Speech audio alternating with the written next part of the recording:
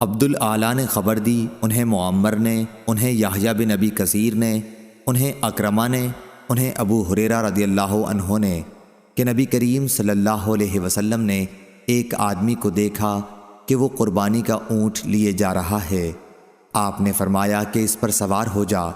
اس نے کہا کہ یہ تو قربانی کا ہے، تو آپ نے پھر فرمایا کہ سوار ہو جا۔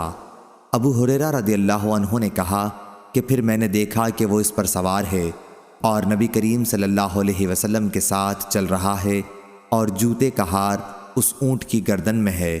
اس روایت کی مطابقت محمد بن بشار نے کی ہے۔ ہم سے عثمان بن عمر نے بیان کیا، ہم کو علی بن مبارک نے خبر دی، انہیں یحییٰ نے، انہیں اکرمہ نے اور انہیں ابو ہریرہ رضی اللہ عنہ نے نبی کریم صلی اللہ علیہ وسلم سے مثل سابق حدیث کے۔ صحیح بخاری حدیث نمبر 1706۔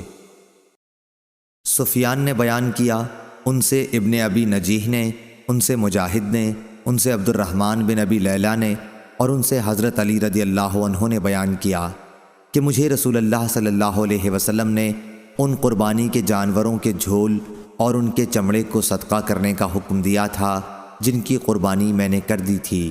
صحیح بخاری حدیث نمبر 1707۔ موسیٰ بن عقبہ نے بیان کیا، ان سے نافع نے کہ ابن عمر رضی اللہ عنہ نے ابن زبیر رضی اللہ عنہ کے عہد خلافت میں حجۃ الحروریہ کے سال حج کا ارادہ کیا تو ان سے کہا گیا کہ لوگوں میں باہم قتل و خون ہونے والا ہے اور ہم کو خطرہ اس کا ہے کہ آپ کو مفسد لوگ حج سے روک دیں۔ آپ نے جواب میں یہ آیت سنائی کہ تمہارے لیے رسول اللہ صلی اللہ علیہ وسلم کی زندگی بہترین نمونہ ہے۔ اس وقت میں بھی وہی کام کروں گا جو آن حضرت صلی اللہ علیہ وسلم نے کیا تھا۔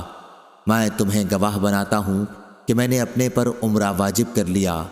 پھر جب آپ بیدا کے بالائی حصے تک پہنچے تو فرمایا حج اور عمرہ تو ایک ہی ہے۔ میں تمہیں گواہ بناتا ہوں کہ عمرے کے ساتھ میں نے حج کو بھی جمع کر لیا ہے۔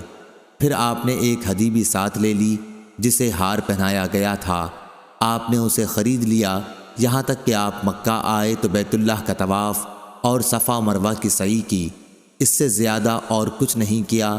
جو چیزیں احرام کی وجہ سے ان پر حرام تھیں ان میں سے کسی سے قربانی کے دن تک وہ حلال نہیں ہوئے۔